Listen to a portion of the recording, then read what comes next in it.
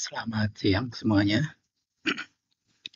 Kita kali ini akan membahas materi baru, yaitu aset tetap. Nah, istilah aset tetap dalam standar akuntansi itu sekarang dikenal dengan istilah Property, Plant and Equipment atau PPE. Tapi supaya simpel, kita masih akan menyebut dengan istilah aset tetap. Nah, peta materinya bisa kita lihat di sini.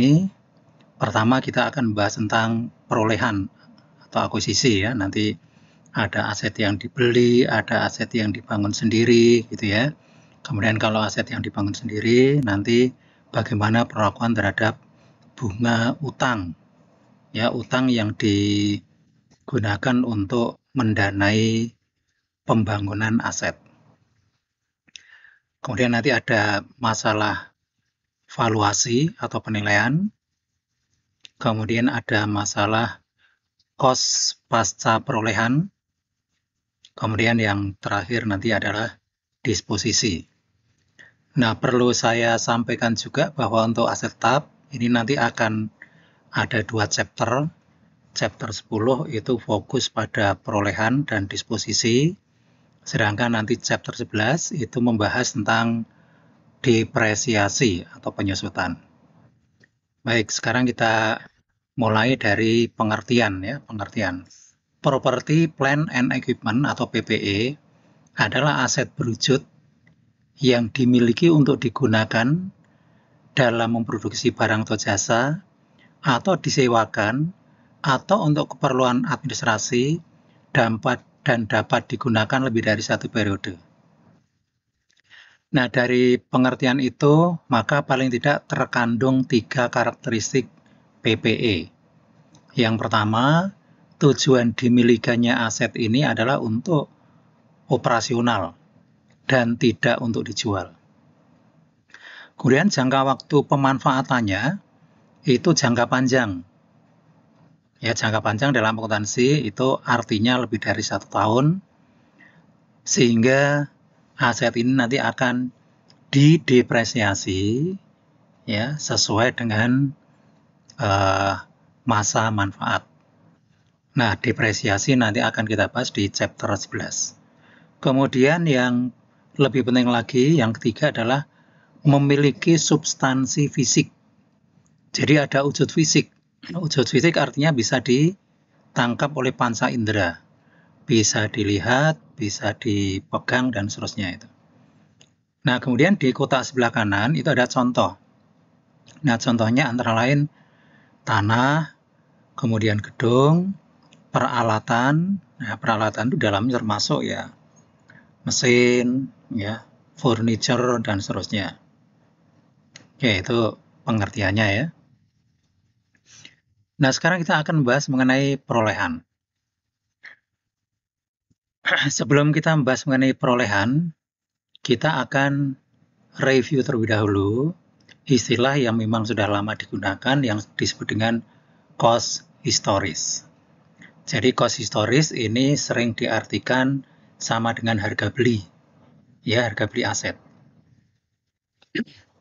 Cost historis itu mengukur harga tunai atau ekuivalen nilai tunai perolehan aset sampai dengan pembawanya ke lokasi dan kondisi siap untuk digunakan. Perusahaan menilai PPE pada periode berikutnya dengan menggunakan metode biaya atau metode nilai wajar atau revaluasian. Nah, saya perjelas ya. Jadi, ketika aset ini diperoleh, maka kita akan mencatat sebesar harga perolehan. Ya, harga perolehan atau cost. Nah, kemudian ketika aset ini sudah mulai dipakai pada periode berikutnya, kita memiliki 2 pilihan. Apakah kita menggunakan metode biaya? Metode biaya itu artinya menggunakan metode cost historis tadi. Ya, atau menggunakan metode nilai wajar. Nah, sepintas saja ya perbedaan antara kedua metode ini. Kalau kita menggunakan metode biaya, maka di laporan posisi keuangan, aset tetap ini akan kita laporkan sebesar kos perolehan. Tidak berubah. Ya, jadi yang berubah nanti hanya akumulasi depresiasinya. Nah, kemudian kalau kita menggunakan metode nilai wajar atau revaluasian, dan ini memang yang disarankan oleh standar akuntansi, maka nilai aset tetap yang dilaporkan itu ya berubah-ubah ya sesuai dengan kondisi pasar saat itu. Nanti kita akan elaborasi lagi. Nah, kemudian kita lihat cost untuk masing-masing jenis aset ya. Ini sebagian besar sudah kita pelajari di akuntansi pengantar 2. Tanah.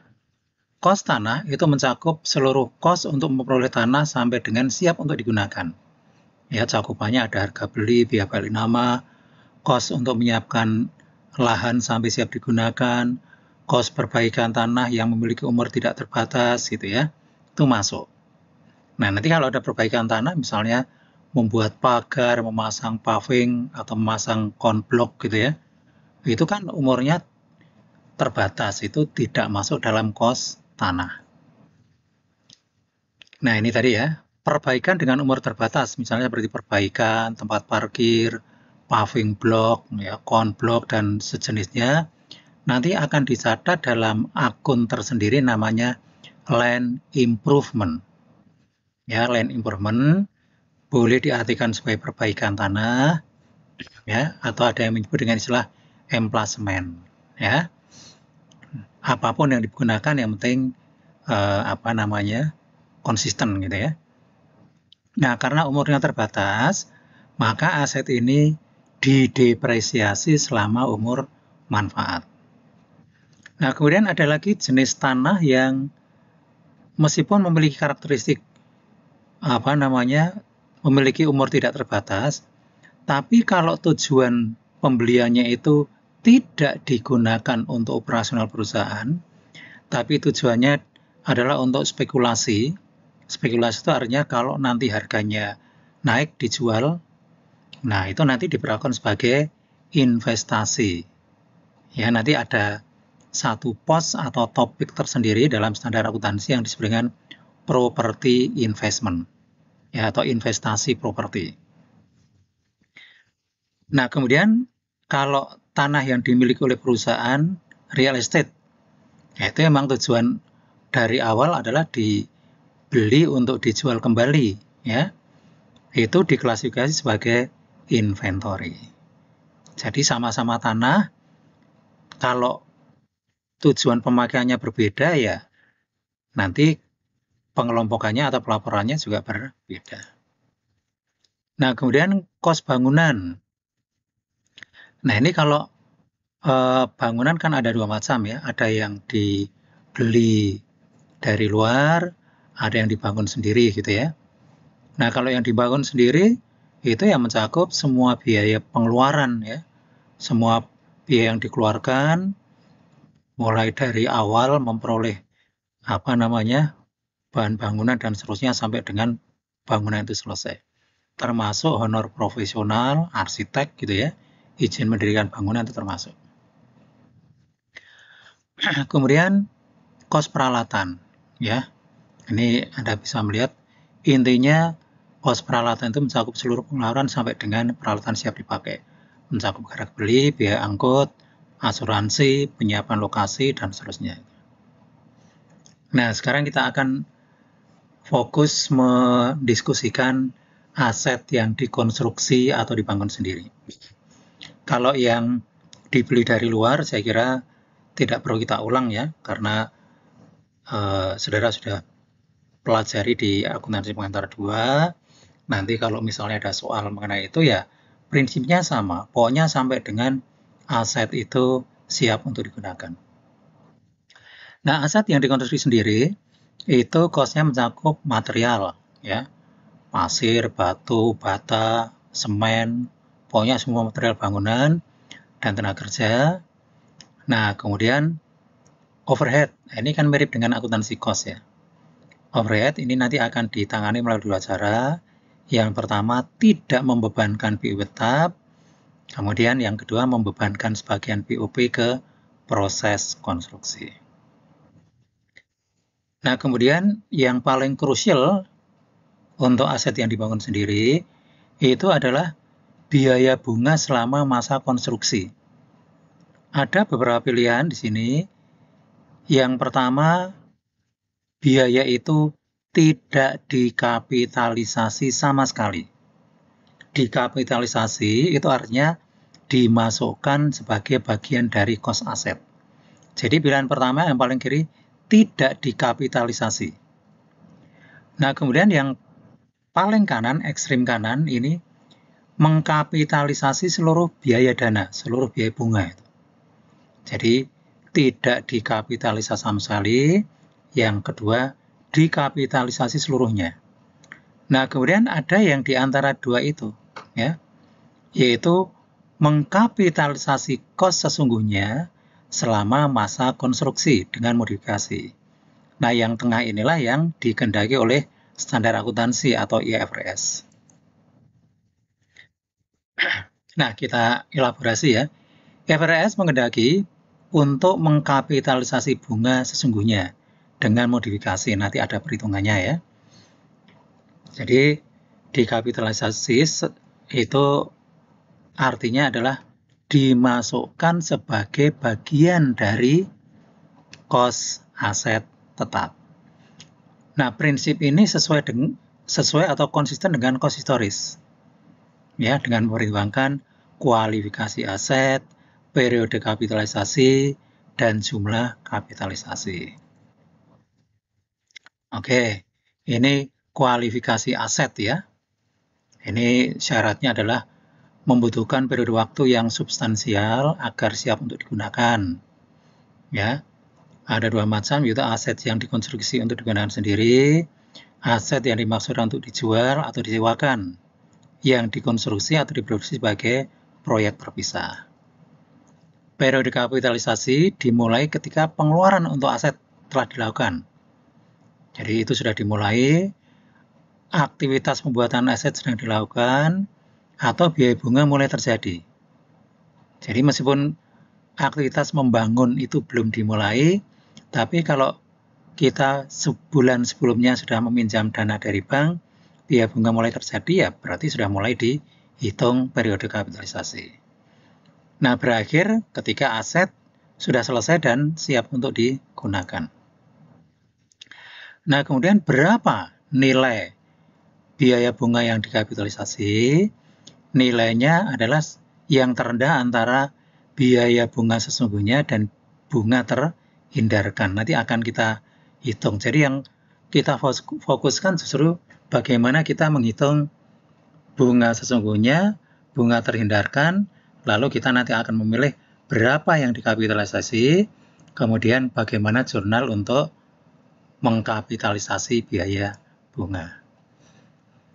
Oke, sekarang kita lihat contoh di sini ya. Misalnya pada tanggal 1 Januari, Blue Corporation meminjam uang sebesar 200.000 dari bank dengan bunga 12% untuk membangun gedung yang akan digunakan sendiri. Nah, ini yang warna hijau ini penting ini ya. Konstruksi dimulai 1 Januari 2011, kebetulan sama gitu. Dan pengeluaran yang dilakukan sampai tanggal 31 Desember adalah sebagai berikut. Ya, 1 Januari 100.000, 30 April 150.000, dan seterusnya. Sehingga total pengeluarannya adalah 650.000. Nah, selain punya utang bank yang khusus digunakan untuk membangun gedung, perusahaan juga memiliki utang lain, ya, yaitu utang obligasi berjangka 10 tahun, ya, dengan nilai utang 500.000, tingkat bunga 14%.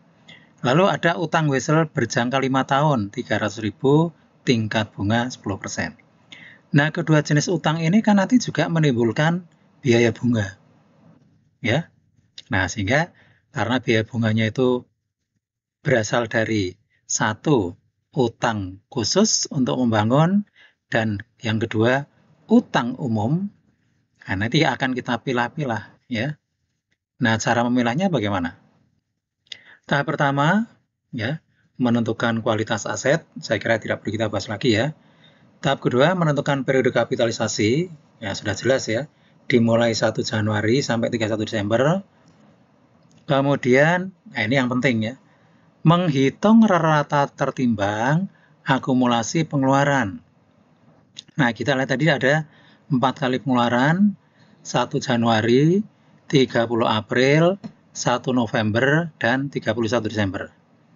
Nah, sejak dikeluarkan sampai dengan akhir masa pembangunan, itu kita lihat berapa bulan, ya nanti dibagi dengan jumlah bulan dalam 1 tahun. Kalau pengeluaran 1 Januari, ini berarti masa pemakaian dana ini oleh gedung ya 12 bulan ya. Dibagi jumlah bulan dalam 1 tahun 12, maka periode kapitalisasinya adalah 12/12. Ini dikalikan dengan pengeluarannya. Ya, dikalikan 100 ketemu 100. Ini disebut dengan rata tertimbang akumulasi pengeluaran. Pengeluaran yang kedua, 30 April, ini periode kapitalisasinya 8 bulan, jadi dikalikan 8/12, 100.000. 1 November, periode kapitalisasinya 2 bulan, kali 2/12, ketemu 50.000. Nah, yang 31 Desember, sampai dengan 31 Desember kan belum berlangsung ini. Jadi periode kapitalisasinya 0. Ya. Nah, setelah itu lalu dijumlahkan ke bawah, itu jumlah rata tertimbang akumulasi pengeluaran. Nah, kemudian tahap berikutnya, kita menghitung bunga sesungguhnya dan bunga terhindarkan. Ya. Nah, untuk menghitung bunga, yang jadi persoalan adalah mana tingkat bunga yang akan kita pakai. Nah, untuk rata tertimbang akumulasi pengeluaran, ya, ini sebesar kurang atau sama dengan utang untuk membangun gedung. Ya, maksimum sebesar bunga utang konstruksi. Ya. Nah, kalau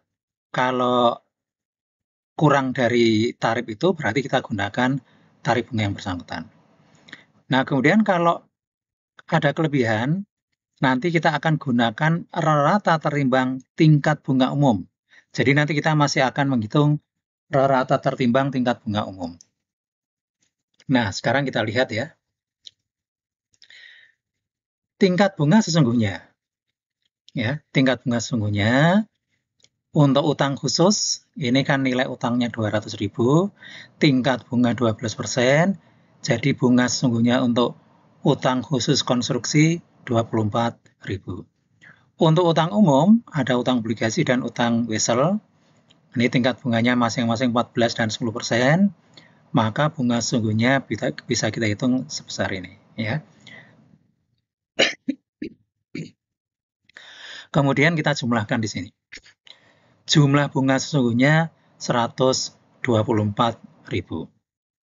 Nah, dari sini kita bisa menghitung rata-rata tertimbang tingkat bunga umum, yaitu bunga sesungguhnya untuk yang utang umum ini kan 70 ditambah 30 kan 100. Ya, 100, kemudian dibagi dengan 500, nilai utangnya tambah 300, 800. Nah, ini tingkat bunga rata-ratanya untuk pinjaman yang umum ini 12,5. Ya. Nah, sekarang kita lihat di sini. Bunga terhindarkan. Berapa bunga terhindarkan?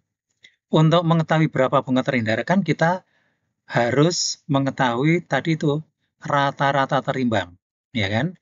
Rata-rata tertimbang 250. Nah, maka menghitungnya yang 200 ini kita gunakan tingkat bunga khusus sesuai dengan utang kita ya, 12%, ya. Kemudian yang kelebihannya ya, kelebihan 50 menggunakan rata terimbang tingkat bunga umum. Ya. Jadi yang 200 kita pakai bunga khusus, yang kelebihannya kelebihan rata-rata terimbang pengeluaran menggunakan tingkat bunga rata-rata tingkat bunga umum. Nah, jadi bunga terhindarkan sekarang 30, 250.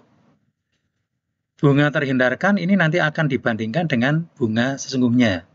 Ya, nanti yang dikapitalisasi adalah yang terkecil dari dua bunga ini.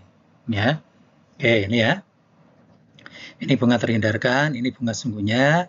Yang terkecil adalah yang 30, 250, maka ini yang dikapitalisasi.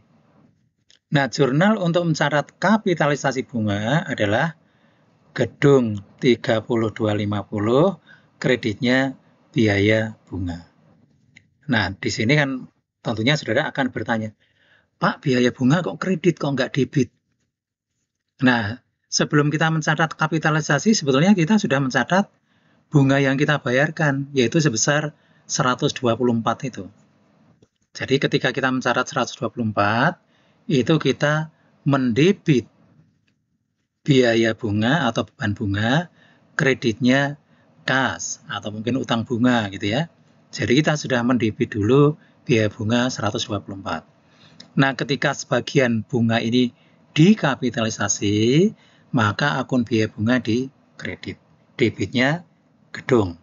Ya, sehingga bagian dari bunga ini kita masukkan, kita kapitalisasi sebagai bagian dari kos gedung. Oke ya, nah ini ilustrasi yang lain sebetulnya prinsipnya sama ini ya. Misalnya 1 November perusahaan membangun gedung senilai 1.400.000 di atas tanah sebesar 100.000 yang dibeli ya, kontrak dari kontraktor dan termasuk dalam pembayaran termin 1. Nah, pembayaran atau pengeluaran selama tahun tersebut ya 2011 ya ini Januari 210, Maret 300 dan seterusnya sampai 31 Desember 450. Total 1.500. Ya, nah kemudian ini data tentang utang, ada utang khusus konstruksi bunga 15% berjangka 3 tahun nilainya 750. Utang umum, utang wesel 10% senilai 550. Utang wesel 12% senilai 600.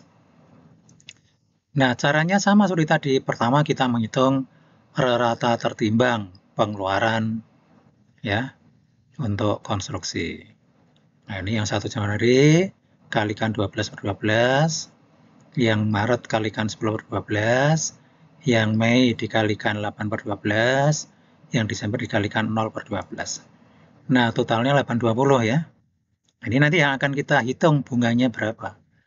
Ya, kelebihan di atas nilai utang konstruksi nanti kita gunakan tingkat bunga rata tertimbang tingkat bunga umum. Ya, nah sekarang kita hitung rata tertimbang tingkat bunganya dulu ya. Ini saudara bisa melihat penghitung tingkat bunga yang di bawah itu. Nah, bunga terhindarkan untuk yang 750 kita gunakan tingkat bunga pinjaman khusus ya. Nah, kemudian yang kelebihannya 70 kita gunakan rata tertimbang. Nah, rata-rata tertimbangnya ya kita hitung di bawah itu ya. Bunga umum ya. Lalu ini dihitung rata tertimbang bunga umum. Dikalikan 70 ketemu 728. Sehingga bunga terhindarkannya sekarang 120,228. Berapa tingkat bunga umum? Ya di sini sudah ada ya. Ya. Tingkat bunga umum adalah tingkat bunga untuk utang umum 120 totalnya ditambah yang 112 ini. Ya. Jadi 139 ya. 239. Ya sudah, jadi kalau sudah seperti ini seperti tadi ya. Kita tinggal membuat jurnal, debit gedung, kreditnya biaya bunga. Ya, nah kalau mau dibuat jurnal yang lengkap ya seperti ini, 1 Januari. Ya, pengeluaran 210 itu jurnalnya tanah 100, gedung atau konstruksi dalam proses atau dalam pelaksanaan 110. 1 Maret debit gedung, kredit kas, 1 Mei gedung kredit kas, 31 Desember gedung kredit kas. Nah, kemudian apa namanya, kapitalisasi ya, gedung atau bunga kapitalisasian 120.228, biaya bunga 119.272, kreditnya kas. Nah, penyajian di laba rugi atau catatan atas laporan keuangan akan nampak seperti ini ya. Ini di laba rugi masuk dalam kelompok penghasilan dan beban lain. Nanti ada beban bunga 239.500 dikurangi bunga yang dikapitalisasi. Jadi dua-duanya dimasukkan ya supaya informatif. Sehingga nanti yang digunakan untuk mengurangi laba 109.272. Kemudian di bagian bawah ini ada CALK, catatan atas laporan keuangan, juga dijelaskan capitalized interest, bunga yang dikapitalisasi. Selama 2011, total biaya bunga sekian, dari jumlah itu 120 dikapitalisasi, kemudian sisanya dibebankan ke biaya. Dengan tingkat kapitalisasi rata-rata 11,4%. Ya. Oke. Nah, sekarang kita masuk ke penilaian PPE. Kita mulai dari pertukaran aset non-moneter. Nah, kalau kita menukarkan aset non-moneter itu artinya ya non-tunai gitu ya. Istilah moneter yang paling gampang kita pahami kan sama dengan apa? Kas gitu. Jadi misalnya kita menukarkan aset kita selain kas ditukarkan dengan aset tetap gitu ya. Nah, sehingga di sini berapa nilai yang harus kita catat? Menurut standar akuntansi, nilai aset yang dicatat adalah sebesar nilai wajar aset yang diserahkan atau nilai wajar aset yang diterima. Salah satu, yang mana yang lebih jelas dapat ditentukan. Nah, kemudian perusahaan harus mengakui laba atau rugi dalam pertukaran ini jika transaksi tersebut memiliki substansi komersial. Substansi komersial itu artinya proses pembentukan laba telah terjadi. Ya. Nah, ini memang agak sulit dipahami secara konsep ya. Oleh karena itu tahap pertama ya saudara pahami dulu prinsipnya. Nanti perlahan-lahan mulai dipahami makna commercial substance itu seperti apa. Nah, di sini ada tambahan ya. Pertukaran dikatakan memiliki commercial substance atau substansi komersial jika arus kas di masa mendatang berubah karena transaksi tersebut. Ya, artinya dalam pertukaran itu nanti akan berdampak pada cash flow di masa mendatang. Ya memang itu pengakuan saja itu ya. Tapi pengakuannya tidak ngawur gitu ya. Pihak perusahaan atau karyawan itu sudah punya pengalaman empiris di masa lalu, kemudian juga dia memang memahami betul transaksi pertukaran. Nah, sekarang kita lihat perlakuannya bagaimana jika pertukaran itu memiliki substansi komersial, maka perlakuan akuntansinya begini. Jika terjadi gains atau laba, atau terjadi losses atau rugi, maka ini harus recognize immediately, diakui segera. Tapi kalau dalam pertukaran itu lacks commercial substance, ya, tidak memiliki substansi komersial, maka kalau terjadi laba itu ditunda pengakuannya, atau mungkin ya bahasa tegasnya tidak diakui, gitu ya. Sedangkan kalau terjadi rugi itu diakui. Nah, sekarang kita lihat kasus yang pertama. Dalam pertukaran ini terjadi rugi. Ya, sesuai dengan prinsip tadi, kalau terjadi rugi, maka kita tidak perlu melihat apakah ada substansi komersial maupun tidak. Ya, sebab kedua-duanya itu pasti akan segera diakui. Ya. Nah, kita masuk ke contoh. Misalnya perusahaan menukarkan mesin lama dengan mesin yang model baru. Pertukaran ini memiliki substansi komersial. Jadi nanti kalau saudara mengerjakan soal, di soal itu pasti sudah disebutkan. Jadi saudara tidak perlu mengira-ira, menganalisis, menentukan ini punya substansi komersial atau tidak. Ya. Mesin lama memiliki nilai buku 8.000, ya, yaitu cost-nya 12.000, akumulasi depresiasi 4.000, jadi nilai bukunya 8.000. Kemudian memiliki nilai wajar 6.000. Ya, nilai wajar itu adalah nilai jika aset itu dijual sekarang atau nilai pasar gitu ya. Nah, sementara harga mesin baru adalah 16.000. Mesin lama dihargai 9.000. Ya, dan perusahaan menghitung kos mesin baru sebagai berikut. Nah, kita lihat di sini karena memiliki substansi komersial, maka perlakuannya bagaimana? Jika terjadi laba atau rugi, kedua-duanya diakui, gitu ya. Nah, kita lihat perhitungan kos mesin baru adalah sebagai berikut, ya. Harga mesin baru 16, ya. Kemudian nilai tukar mesin lama, jadi mesin lama kan dihargai 9.000. Ya. Sehingga kas yang harus kita bayarkan 7.000. Ya, jadi aset yang kita keluarkan itu 7.000 untuk nambah kurangannya ya. Nah, kemudian nilai wajar mesin lama 6.000. Jadi dalam pertukaran ini kita nanti akan menyerahkan aset berupa uang tunai 7.000 ditambah nilai wajar atau nilai pasar mesin lama 6.000. Jadi yang kita serahkan adalah senilai 13.000. Itulah yang kita akui sebagai kos mesin baru. Ini yang pertama ya. Nah, kemudian yang kedua kita harus menghitung laba rugi pertukaran. Ingat ya, cara menghitung laba rugi itu simpel, yaitu nilai wajar dibandingkan nilai buku. Kita punya aset dengan nilai buku 8.000, itu nilai wajarnya, nilai pasarnya saat itu 6.000. Jadi kita rugi, ya, rugi 2.000.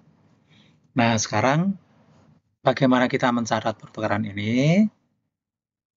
Sebelum saya mulai, saya ingatkan ya, di AP2 juga sudah Anda pelajari. Dalam pertukaran ini, pasti kita akan mendebit akumulasi depresiasi.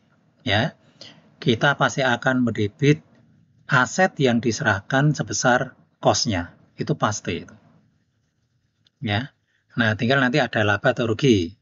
Ya, kalau rugi ya berarti tambah debit lagi rugi. Ada kas yang dikeluarkan enggak? Kalau ada berarti kita juga mengkredit kas.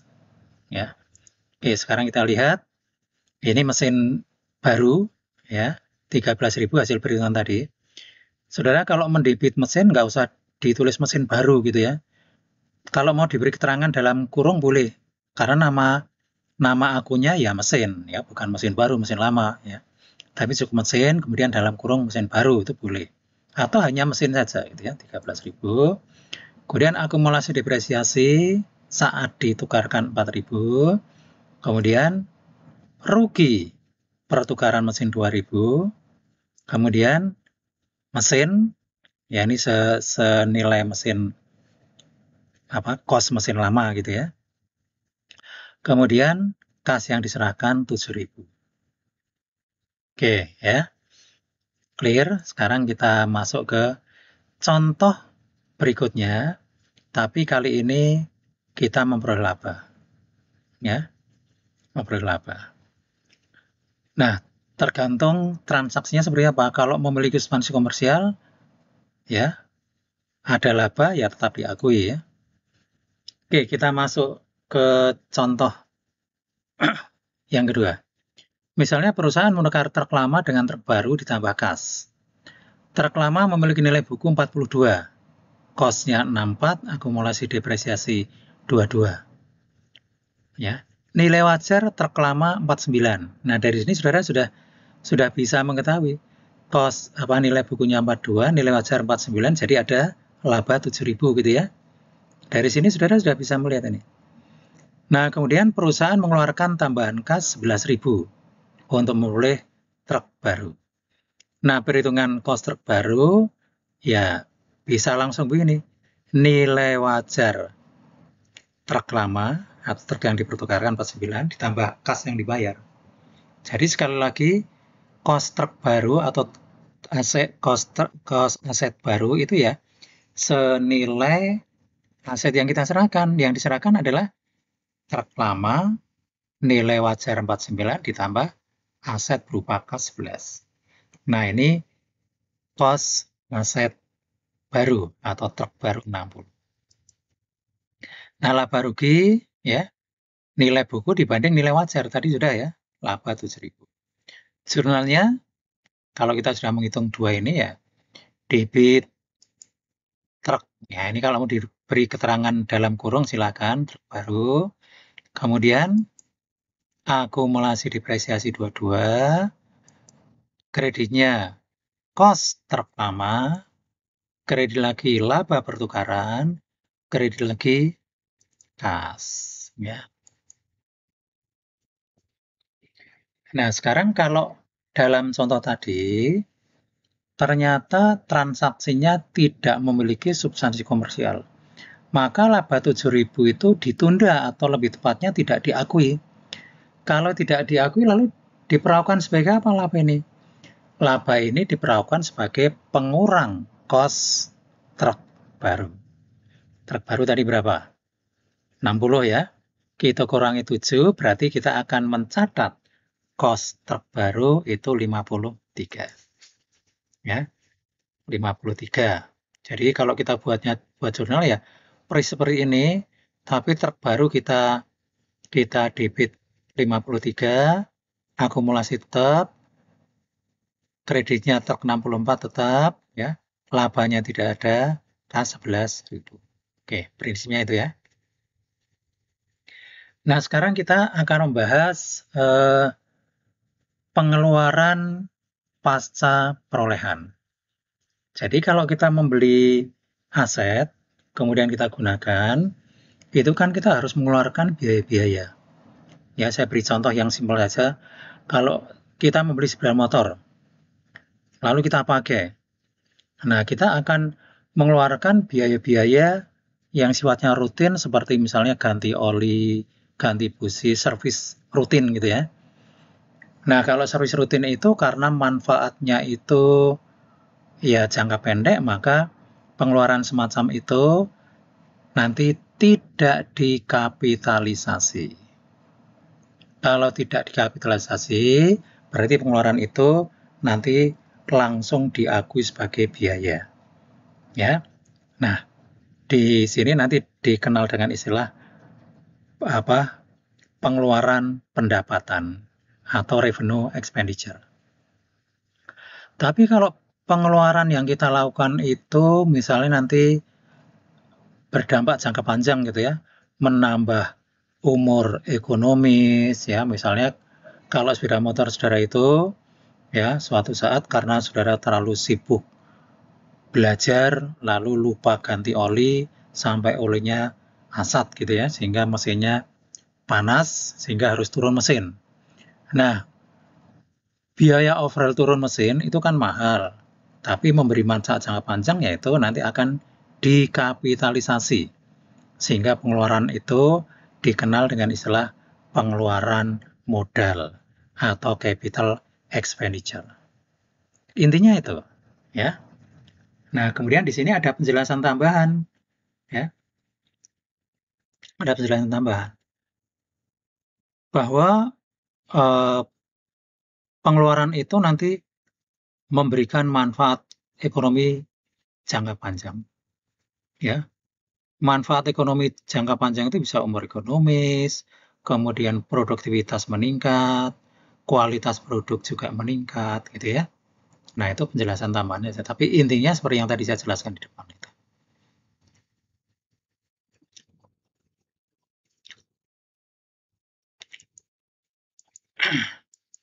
Oke. Oke, ini yang tambahan yang tadi ya.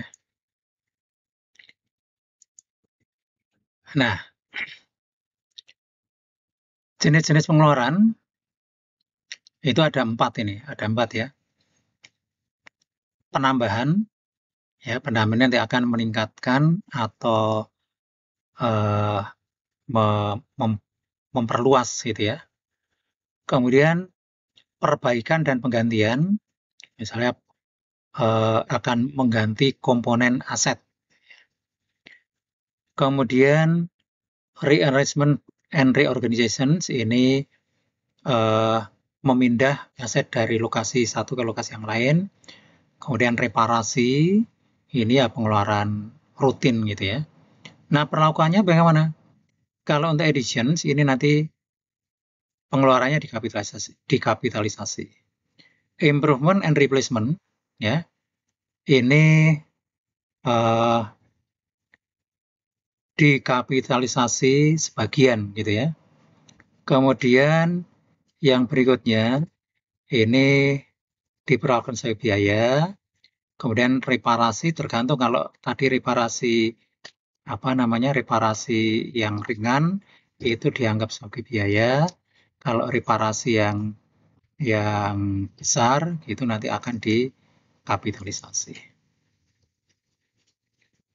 Oke, sekarang kita masuk ke bagian terakhir, yaitu disposisi aset tetap. Nah, disposisi itu ya memindah posisi ya.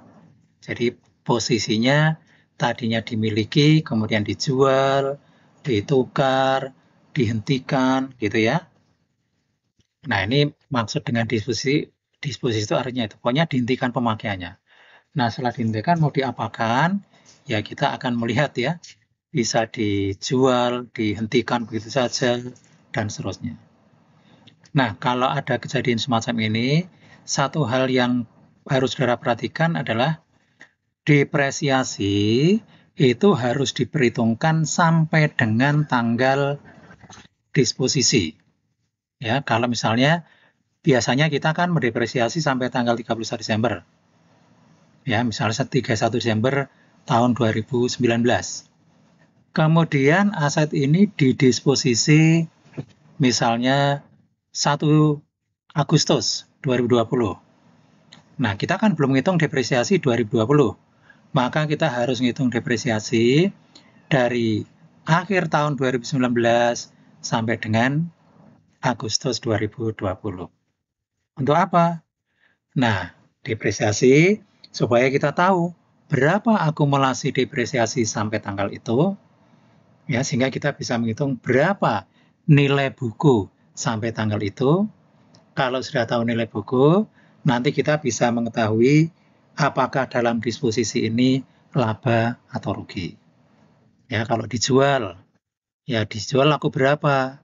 Kalau lebih tinggi dari nilai buku berarti laba, kalau kurang dari nilai buku berarti rugi. Ya, seperti itu ya gambarannya. Nah, sekarang kita masuk ke penjualan aset. Ya, misalnya perusahaan memiliki mesin dengan kos 20.000 ketika dibeli 1 Juli 2007. Depresiasi ya telah dicatat dengan tarif 2.400 per tahun. Ya, sehingga akumulasi depresiasi sampai dengan 31 Desember 2010 sebesar 8.400. Nah, mesin ini dijual pada tanggal 1 September 2011 seharga 10.500. Nah, di sini yang pertama kita harus ngitung dulu berapa depresiasi dari akhir 2010 sampai 1 September. Nah, kita menggunakan prorata saja. Sampai 1 September kita sudah menggunakan berapa bulan? 8 bulan. Berarti 8 per 12 kali tarif per tahun 2.400. Ya. Nah, itu depresiasinya.